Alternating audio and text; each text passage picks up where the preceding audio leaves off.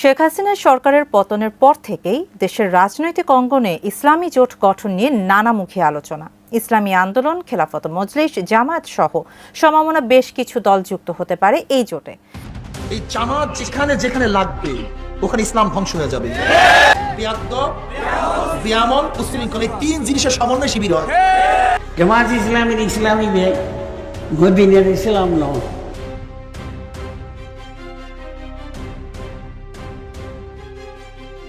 5 আগস্টের পর দেশের রাজনৈতিক প্রেক্ষাপট পরিবর্তন হলে ইসলামিক দলগুলো বিভিন্ন সভা সমাবেশে বাংলাদেশকে ইসলামিক রাষ্ট্র হিসেবে প্রতিষ্ঠা করার জন্য সব ইসলামিক দলগুলোকে ঐক্যবদ্ধ হওয়ার আহ্বান করে আসছে।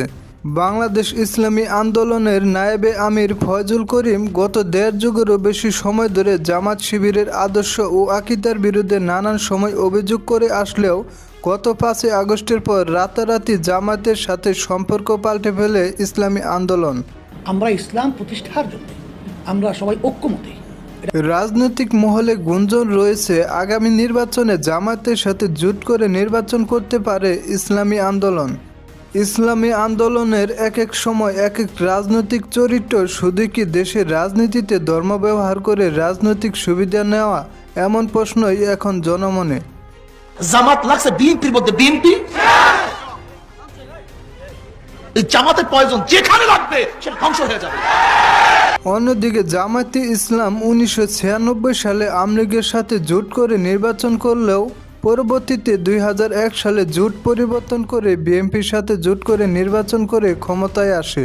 জামায়াত ইসলামের পক্ষ থেকে বলা হয়, রাজনৈতিক কৌশলের কারণেই বারবার জোট পরিবর্তন করে নির্বাচন করেছে। ক্ষমতায় যাওয়ার জন্য বারবার আদর্শ পরিবর্তন করা দল কি সত্যি দেশে ইসলাম প্রতিষ্ঠা করতে চায়? ইসলাম নিয়ে রাজনীতি করে, ইসলাম মানে কি বারবার মুনাফিকি করা?